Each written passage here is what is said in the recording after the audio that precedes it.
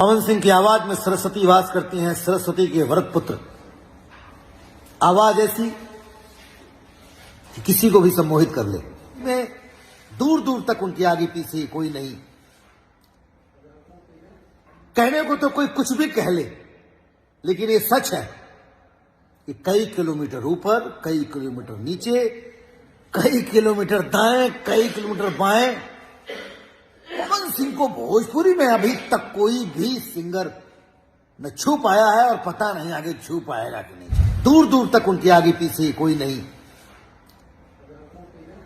कहने को तो कोई कुछ भी कह ले, लेकिन ये सच है कि कई किलोमीटर ऊपर, कई किलोमीटर नीचे, कई किलोमीटर दाएं, कई किलोमीटर बाएं, पवन सिंह को भोजपुरी में अभी तक कोई भी सिंगर न छू पाया है और पता नहीं आगे छू पाएगा कि नहीं छू पाएगा।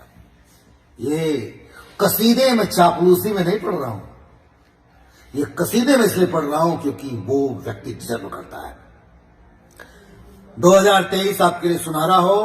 पवन सिंह बाबू, आप वो सारे कीर्तिमान स्थापित करें जो भी बाकी रह गए हैं। बॉलीवुड के जरिए अपनी आवाज को आप पूरे हिंदुस्तान में पहुंचाएं। भगवान आपको स्वस्थ रखे।